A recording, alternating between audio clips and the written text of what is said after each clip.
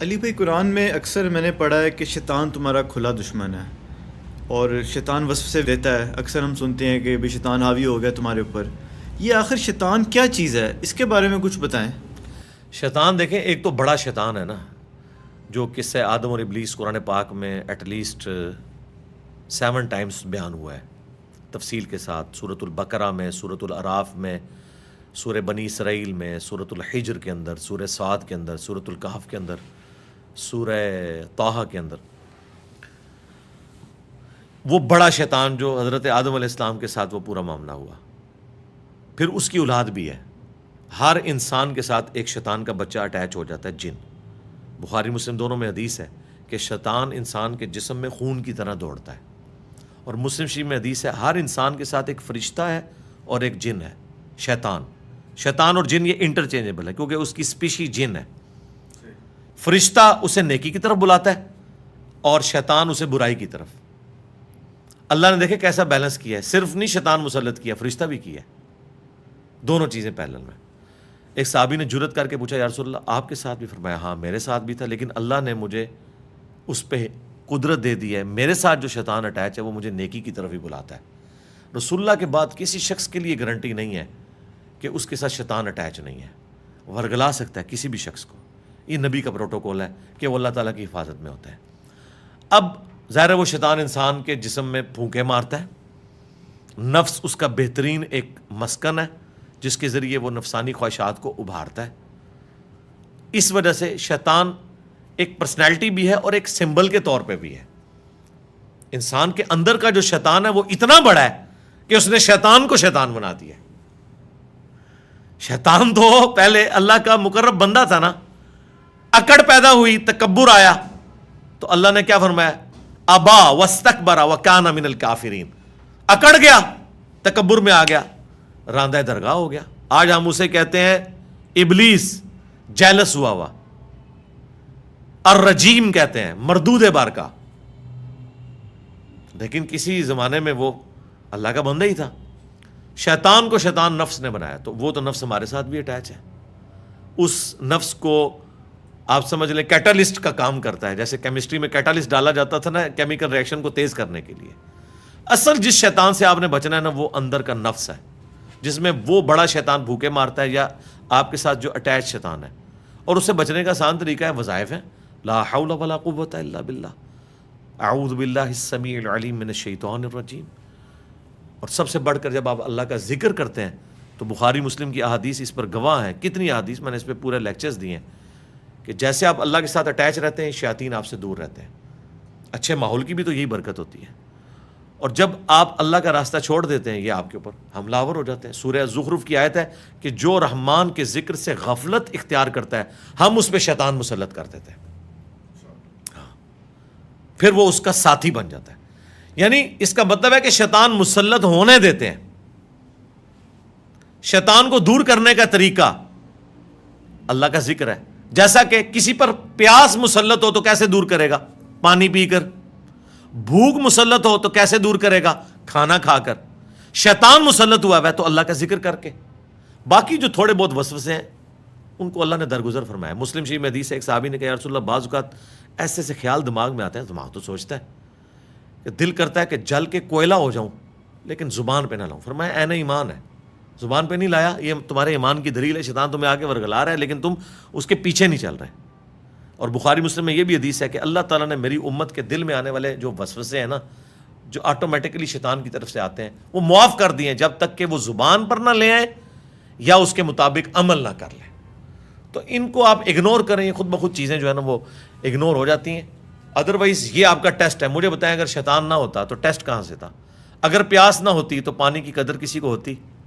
اگر رات نہ ہوتی تو دن کی قدر آتی؟ یہ ہو نہیں سکتا کہ اپوزٹ چیز نہ ہو اور آپ کے اندر اس کی قدر محسوس ہو. تو اللہ تعالیٰ نے ٹیسٹ یہ دنیا اس لیے رکھا کہ شیطان کا راستہ بھی ہو، رحمان کا راستہ بھی ہو، اور آپ کی جنگ جاری رہے. آپ جنت کو ارن کریں.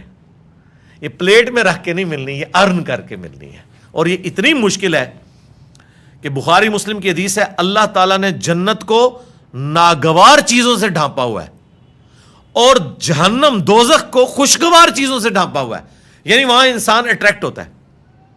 اور اس کی ایکسپلینیشن ابو داؤد، ترمذی، نسائی، ابن ماجہ چاروں کتابوں میں یہ حدیث ہے سنن اربعہ کی، کہ اللہ تعالیٰ نے جب جہنم کو پیدا کیا تو حضرت جبرائیل کو کہا کہ جا کے دیکھو جہنم. جب دیکھ کے انہوں نے کہا توبہ توبہ توبہ یا اللہ، مجھے نہیں لگتا کوئی بندہ ایسا کام کرے کہ جہنم میں پہنچ جائے. اللہ تعالیٰ نے فرمایا اچھا اب جاؤ. جب دوبارہ گئے تو اللہ تعالیٰ نے جہنم کو خوشگوار چیزوں سے، دنیا کی آسائشیں، گناہ کی لذتوں سے ڈھانپ دیا اور پوچھا جبرائیل اب سنا. انہوں نے کہا یا اللہ مجھے نہیں لگتا کوئی جہنم میں پہنچنے سے بچ جائے. جتنا تو نے اٹریکٹفل اسے بنا دیا ہے نا کہ ہر اٹریکٹفل راستہ ادھر ہی جا رہا ہے، وہی تو آپ کا امتحان ہے. اس لیے جنت میں آپ کو انعام مل رہا ہے. وہ دنیا میں جو اٹریکٹفل چیزیں ہیں وہ جنت میں آپ کو انعام کے طور پہ مل رہی ہیں. دنیا میں وہ حرام ہے، سونا، چاندی، ریشم، 4 سے زیادہ عورتیں. جنت میں آپ کو انعام دیا جا رہا ہے ان چیزوں کا انعام جو دنیا میں حرام کی ہوئی تھی. تو اس کا مطلب ہے وہ اٹریکٹفل تھی. پھر اللہ نے فرمایا جنت کی طرف جاؤ. جنت سے ہو کے انہوں نے کہا یا اللہ مجھے نہیں لگتا کہ کوئی تن من دھن نہیں لگا دے گا اس جنت میں پہنچنے کے لیے، یہ تو سارے جنتی ہو جائیں گے. اللہ نے فرمایا وہی والی ہماری والی بات، رکو ذرا صبر کرو اب جاؤ. جب دوبارہ گئے حضرت جبرائیل، انہوں نے دیکھا یہ تو مشقتوں سے ڈھانپی ہوئی ہے. کہیں روزوں کی مشقتیں ہیں، کہیں حلال اور حرام کی مشقتیں، کہیں نمازوں کی مشقتیں، کہیں جہاد اور قتال کی مشقتیں. انہوں نے کہا یا اللہ مجھے نہیں لگتا کوئی جنت میں پہنچنے میں کامیاب ہوگا الا یہ کہ کوئی خوش نصیب ہو. اور یہ قرآن کی آیت ہے وَلَقَدْ ذَرَأْنَا لِجَهَنَّمَ كَثِيرًا مِّنَ الْجِنِّ وَالْإِنسِ. جنوں اور انسانوں کی اکثریت جہنم کے لیے پیدا ہوئی ہے. الٹیمیٹلی یہی رزلٹ نکلنا ہے.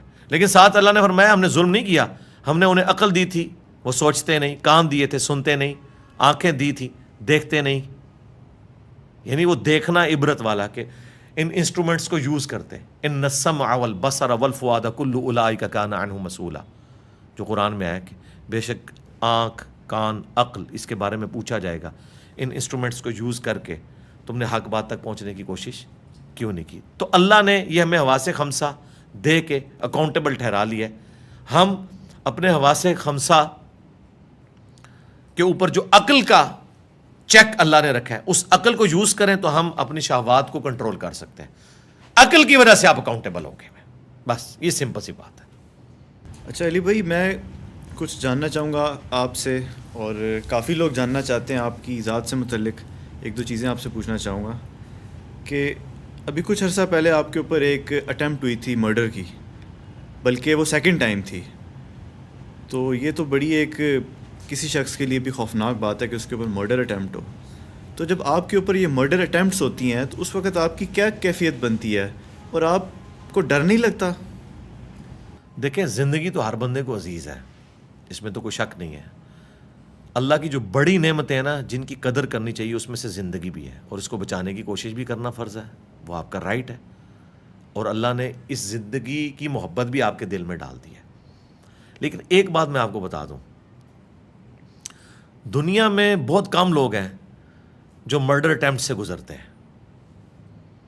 لیکن یہ ایک ایسا ایکسپیرینس اللہ نے رکھا ہے کہ اس کے بعد جو آپ کے ایمان کی کیفیت یہ ہوتی ہے نا، اگر آپ اس کو پازیٹیولی لیں کہ اللہ تعالیٰ نے وقت مقرر کیا اس سے پہلے کوئی نہیں لا سکتا. آپ نہتے بھی ہو نا، آپ کے ساتھ کوئی کچھ نہیں کر سکتا. جو اللہ نے آپ کو زندگی مقرر کی ہوئی ہے وہ پوری ہو کے رہنی ہے. یہ ایک ہے. باقی ظاہر ہے لائف ٹائم کے لیے آپ سے زیادہ آپ کے ماں باپ اور بیوی بچوں کے ساتھ جو لائف ٹائم کے لیے ایک تھریٹ اٹیچ ہو جاتا ہے نا، خوف ہر وقت کا، بعض کا ذہنی مریض بھی بن جاتے ہیں لوگ، وہ ایک تکلیف ہے. ظاہر ہے وہ ہر بندے کا ٹیمپرامنٹ تو ایسا نہیں ہوتا کہ وہ ان چیزوں کو برداشت کر لے. تو ظاہر ہے کہ میرے ساتھ 2017 اکتوبر میں ہوا، پھر 2021 مارچ کے اندر ہوا. دونوں دفعہ یعنی بال بال ہی بچنے والی بات ہے. تو اللہ تعالیٰ کا شکر ہے. اس کے بعد کیفیت یہ ہے کہ بس شکر کے جذبات پیدا ہوتے ہیں، اور دوسرا یہ ہے کہ انسان بزدلی نہ دکھائے، اور ہمت پیدا ہوتی ہے کہ ٹھیک ہے اللہ نے جو مشن آپ کے ذمہ کیا ہے وہ آپ سے جب تک پورا نہیں کروائے گا نا، آپ کو کوئی راستے سے ہٹائے گا نہیں. اللہ تعالیٰ آپ کے لیے غیبی اسباب پیدا کرتا رہے گا. ورنہ یقین کریں پہلی دفعہ تو بالکل میں اکیلا تھا، عثمان بھائی تھے میرے پاس، ٹھیک ہے، اور وہ اس کی بھی ویڈیو ریکارڈ ہے. اس نے میرے خیال ہے چند سیکنڈز کے اندر 25 سے 30 حملے کیے ہیں. دونوں ہاتھ میں اس کے وہ تھے چاقو، اور اس جگہ پہ کیے ہیں. ایک بھی صحیح لگ جاتا تو کام ہو گیا تھا. تو خون تو جتنے زخم لگے وہ اتنے گہرے نہیں تھے یا مختلف جگہ پہ وہ گئے. ابھی بھی میرے جسم پہ نشان موجود ہیں اس کے. تو دوسری دفعہ بھی جو آیا ہے اس نے بھی بس وہ ایک لمحے کی دوری پہ رہ گیا تھا, وہ مس ہو کے تو میری بازو پہ لگ گیا, ورنہ بازو کے بجائے ادھر لگ جاتا. وہ جو بلیڈ تھا وہ تو کم از کم 10-12 ہزار روپے کا وہ بلیڈ ہے جو وہ لے کے آیا تھا. وہ تو بس جسٹ آپ ٹچ کرنے کی دیر ہے تو آپ کی شارک کٹ گئی. ٹھیک ہے, تو یہ اللہ تعالیٰ ابھی بھی کتنے لوگ بیٹھ کے پلان کر رہے ہوں گے, کرتے ہوں گے. کافر کوئی نہیں کر رہا, مجھے کافروں سے کوئی گلا نہیں اس حوالے سے. مسلمان ہی کر رہے ہیں کیونکہ مسلمانوں کا کام ہی یہی ہے کہ ان کو یہ پٹی پڑھائی گئی ہے کہ مسلمان کو مارنے سے جنت ملتی ہے. ٹھیک ہے, کافروں کے ساتھ یہ خارجیوں کا یہی طریقہ ہوتا تھا نا, مسلمانوں کو قتل کرتے تھے اور کافروں سے جنگ نہیں لڑتے تھے. ٹھیک ہے, ہم کہتے ہیں کافروں سے بھی نہ لڑیں سوائے یہ کہ جب کوئی دو بدو لڑائی آ جائے, وہ ایک علیحدہ معاملہ ہے. تو اس طرح کے ایکسپیرینس کے بعد آپ کے اپنے اعصاب, آپ اپنے آپ کو تو سمجھا لیں گے اپنے ایمان کے لیول کے اوپر. سب سے بڑی آزمائش جو ہے نا وہ آپ کے بیوی بچے اور ماں باپ بن جاتے ہیں. وہ بڑی آزمائش ہوتی ہے, یہ لوگ نہیں سوچتے. لوگ سمجھتے ہیں جس پہ مرڈر اٹیمپٹ ہوئی ہے نا تو بیچارہ ڈر ڈر کے زندگی گزارا ہوگا. نہ, میرا ڈر کہیں نظر آیا آپ کو, اس کے بعد تو میں اور ابھر کے ہی سامنے آتا ہوں. لیکن مسئلہ ہوتا ہے بیوی بچے ماں باپ, ان کا وہ ٹیمپرامنٹ نہیں ہوتا, کمزور دل والے ہوتے ہیں نا. خیر میں نے تو ان کو بھی بڑا دلیر کوشش کرتا ہوں کروں, باقی یہ کہ وہ انسان تو بہرحال انسان ہے. تو یہ ایک جذبہ انسان کا اس کے بعد پیدا ہو جاتا ہے کہ آپ کو کوئی کچھ کر نہیں سکتا اللہ کی مرضی کے بغیر, جو مرضی ہو جائے. اور جب اللہ نے طے کیا ہوا ہے نا تو آپ کو بچا کوئی نہیں سکتا. ویسے تو یہ آپ کا اور میرا سب کا عقیدہ ہونا چاہیے. قرآن میں نہیں آیا کہ جو موت ہے ایک لمحہ آگے پیچھے نہیں ہو سکتی, ہے نا یہ عقیدہ. لیکن کتنے پریکٹیکلی اس عقیدے کے اوپر چل رہے ہوتے ہیں. میں باڈی گارڈ رکھنے کے کوئی مخالف نہیں ہوں. میں صرف مخالف یہ ہوں کہ آپ لوگوں کو جو کہانیاں کروا رہے ہوتے ہیں نا کہ اولیاء اللہ نگاہ مار کے یہ کر دیتے ہیں, تو پھر باڈی گارڈ کیوں رکھے ہوئے ہیں؟ نگاہ مارا کریں نا. جھوٹ بولتے ہو. اس کا مطلب ہے آپ بھی سمجھتے ہیں کہ پریکٹیکلی ان چیزوں کو نبی علیہ السلام نے خود رکھے ہوئے تھے. لیکن قرآن میں جب آیت نازل ہوئی نا واللہ یعصمک من الناس, آپ کو ہم لوگوں سے بچا لیں گے, نبی علیہ السلام نے اپنے باڈی گارڈ ہٹا دیے تھے. یہ گارنٹی صرف نبی علیہ السلام کو دی گئی تھی کہ آپ کو اپنے ظاہری اسباب بھی اختیار کرنے کی ضرورت نہیں ہے. لیکن نبی علیہ السلام نے کبھی یہ چیز آگے تعلیم نہیں کیا کہ آپ ظاہری اسباب اختیار نہ کرو. لیکن جو آپ کے ساتھی درویش اٹیچ تھے وہ بھی آپ کی طرح درویش ہی تھے. حضرت عمر نے بھی کوئی باڈی گارڈ نہیں رکھا, اس لیے چیپلی ان کو مرڈر کر دیا گیا.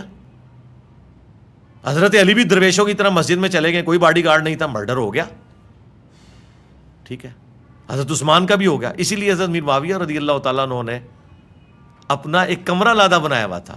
انہوں نے اپنا پورا معاملہ سیدھا کیا ہوا تھا. وہ نماز مسجد میں نہیں آ کے پڑھتے تھے. یہ صحیح مسلم میں ہے, مقصورہ ان کے محل کا ایک کمرہ تھا جو مسجد کے ساتھ اٹیچ ہوتا تھا. وہ نماز اس کمرے میں پڑھتے تھے, پبلکلی نہیں آتے تھے, اور وہ جسٹیفائی تھے. میں یہ کرٹیسائز نہیں کر رہا, میں کہہ رہا ہوں بالکل ایسا ہی ہونا چاہیے. کیونکہ حاکم وقت جو ہے نا اس کے ساتھ پوری رعایا جڑی ہوتی ہے. یہ کہ آپ چیپلی ایک مسلمانوں کے لیڈر کو ہٹا دیں اور پیچھے افراتفری. میں تو کہتا ہوں حضرت عمر بھی اپنا باڈی گارڈ رکھتے, حضرت عثمان کو بھی اپنے باڈی گارڈ رکھنے چاہیے تھے, حضرت علی کو بھی رکھنے چاہیے تھے. یعنی میں ایک مشورتاً بات کر رہا ہوں. تو انہوں نے تو اپنا کمرہ بھی, صحیح مسلم میں وہ ایک کمرہ تھا جس میں وہ نماز, جمعے کی نماز بھی وہاں پڑھتے تھے. جمعہ پڑھانے بھی نہیں آتے تھے. ظاہر ہے کہ وہ ایک تھریٹ تو تھی ہر طرف سے, اندر سے بھی باہر سے بھی. وہیں پہ نماز پڑھتے تھے. وہ مسلم حدیث ہے نا کہ ایک صحابی کہتے ہیں میں نے مقصورہ میں حضرت معاویہ کے ساتھ جمعے کی نماز ادا کی, اور جب نماز سے فارغ ہوا تو میں نے وہیں کھڑے ہو کے سنتیں شروع کر دیں.